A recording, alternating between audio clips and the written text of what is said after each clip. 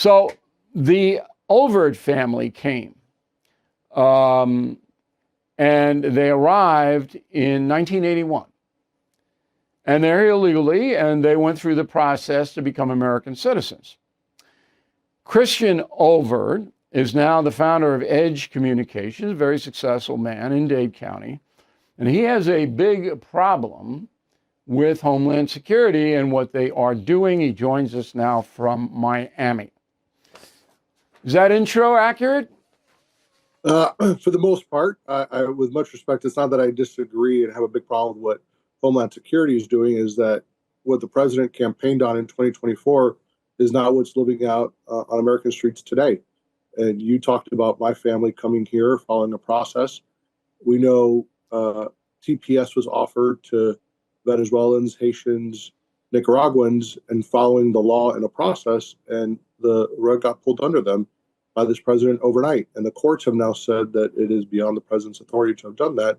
So I agreed with what you said at the intro, which we have processes and we have policies in this country, and this president should follow them. I agree that. But what policy? Let's get specific, though. Let's get specific, Christian. Absolutely. What policy is Donald Trump not following? Give me the big one. Well, TPS, for example. TPS, courts ruled as early as last week that him canceling with one swipe of a pen, TPS for Haitians, did not follow the process in our country. Courts have ruled it. Independent. Okay, but remember now. Have opined on this. Remember, most of the initial rulings by the federal judges have been overturned by the appeals court. Now, I'm not going to say that the Haitian thing this ruling just happened. I don't know. This ruling just happened. Last week, it has even gone to an appellate process. Venezuelan TPS has been upheld, and it's now pending before the U.S. Supreme Court. So, yes, it's ultimately to the highest court of our land to rule if the president... To rule what the boundaries are for the executive branch. And the reason, and people should know this, that President Trump put a stop on the Haitian migration is because Haiti has fallen apart. It's collapsed. Whole country has collapsed. Okay? So that the sheer volume of Haitians who want to get the hell out of there, all right, is too much for any American state to absorb. Can't absorb it.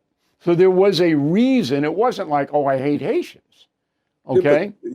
And that reason will be taken into account by the appeals court. But let's talk about policy and process. What you just described does not bear out to be true here because TPS is impacting people here.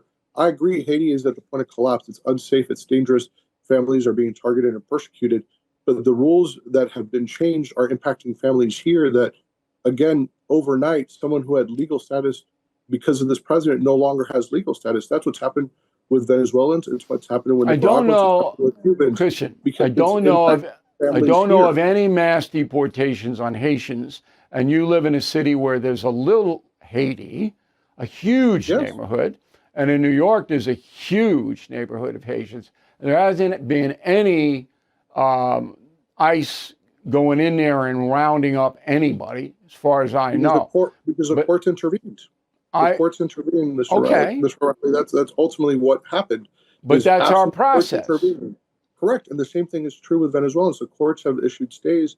The administration under this president is challenging those court orders, which that is part of our process. I'm not negating that.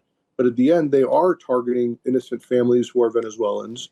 And this administration has acknowledged the dangerous regime that is the Maduro regime, right? And now they're saying we're going to round up Venezuelans who have been vetted through TPS, who are not criminals, and locking them up, children, families, women.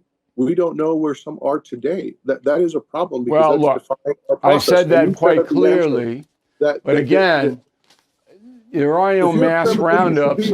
There are no mass roundups of Venezuelans. The president issues the order because the system is becoming overwhelmed, and that's what I want to get to you on. You know as well as I do, because your heritage is Nicaraguan, and I covered the war in El Salvador, so I know the area very well. The United States cannot absorb all these people. Okay? No. That is a destabilizer for our entire country. And in Europe, they're going, wait, Christian, they're going nuts in Europe, and I'll prove it in a minute with Switzerland's referendum. You cannot absorb them all. You can't. So it's got to be a limit, a cap, and that's what Congress should be doing, but they won't do it because the Democratic Party doesn't want any limits. Would you agree with that? No, that's not accurate. The Democratic Party does not believe that there should not be limits. Prove the it. Democratic Party has Prove always it. said, Give me one piece of legislation advanced by the Democratic Party that doesn't lead to leniency for migrants. Give me one. There are a number of bipartisan Give me one policies. There are a number of, with much respect, there's a number of policies dating back to former President Reagan. Okay, you're not giving me one. Because it doesn't exist, Christian. Yes, let's go back to President Reagan. I'm not going back anywhere. We're living in 2026. You got Democrat, Christian. There are Republican I asked you a leaders simple in the question. Congress. You're a smart man. I asked you a simple question. Give me one thing the Democratic Party has advanced in Congress to limit unlimited migration. You can't do it because it doesn't exist. There's bipartisan legislation today in the halls of Congress being discussed by Democratic leaders working with their Republican counterparts that advance legislation that allow for those who are in our country to have a pathway to a residency, to make sure that our borders are secured, that the rule of law is followed, and that there are processes in place to reinstate TPS. Those are legislation filed today in bipartisan form. There is no written legislation. Anybody can discuss anything. Final thing. You live in a Nicaraguan community, right? Primarily? I do, yes. Right. And I'm married to a Venezuelan American, yes. All right. What's the mood? What's the mood? It's very simple. A sense of betrayal, a sense of fear, and a sense of hope that Congress acts to restore a sense of dignity and a full rule of the law of order, because we are a country of laws. We believe that. Hispanic families have always understood that there's a time and place and there's a process. We don't believe that you should just have open borders. We believe that there should be continued compassion in this country. Those who are fleeing political persecution, those who have entire lives destroyed by oppressive governments, have found an opportunity in this country. I am living proof of that. We need to get back to a country that accepts and embraces well, your parents, that. Your mom, and I don't know about your father, but your mom did it the right way. Here's one more specific, and I'm not trying to make you look bad, but I'm curious. No, okay. I appreciate the tough question, sir. Somebody comes here from Nicaragua and says, I want asylum because the Sandinista communist government is oppressive, they're going to hurt me. And they get in, because Biden let everybody in, and then they're given a hearing date. They don't show up for the hearing date. And we have hundreds of thousands of migrants in that category. Do you deport that person? If that person broke the law? No, and is not I gave you the scenario. So don't show up for the asylum hearing. Do you deport? Yes or no? You have to understand that under this administration, they have weaponized those hearings because people live in fear. So if you're dodging. Get back to, no, I'm not dodging. So you're dodging, man. This is a life every day. I invite you to come to our community and talk to folks here who want to show up to those hearings, understanding that there's a pathway to resolve. Well, then they got to show up. Because they had to PS. I agree. I encourage folks to show up.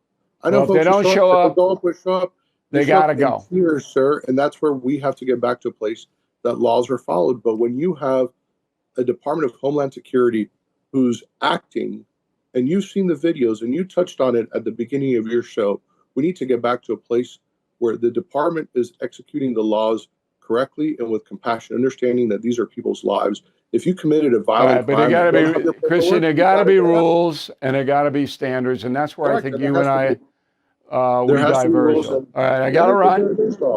I want you to appreciate that time. I do. Sure, give my best to everybody down in Dade, and we really appreciate being a stand-up guy and coming on in. Thank you so much.